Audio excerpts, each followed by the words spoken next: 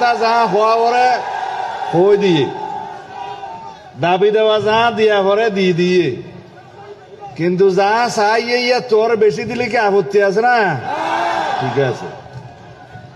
আর মাননীয় সংসদ সদস্য সকল কেউ বক্তৃতা দিন না ভারতে গুসা নই, কারণ মাননীয় প্রধানমন্ত্রী তো আর বহু জায়গা যা ঘুরিব প্রোগ্রাম আছে।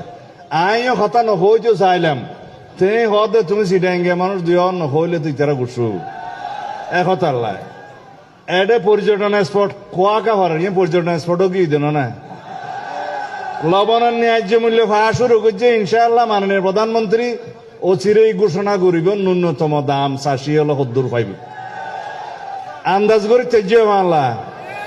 আচ্ছা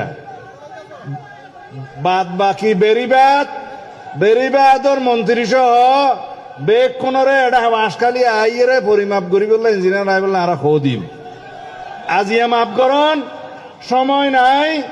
বাঁশখালীর উন্নয়ন যা যা করা পরে মাননীয় প্রধানমন্ত্রী করিব।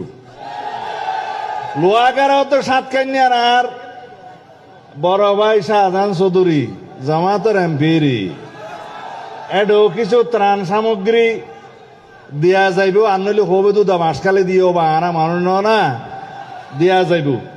এটা বাঁশখালীর এমপি সাহেব আইসে এখন আরা কোনো ভেদাভেদ নগরী ওবা এটা জামাত এমপি বলে কি মানে প্রধানমন্ত্রী নয় না ত্রাণ সামগ্রী নদেন না। আর নেতা বাংলাদেশের মানবিক নেতা, গরিবের নেতা, এদেশের উন্নয়নের নেতা, ইনশাআল্লাহ কোনো বৈষম্য নহব।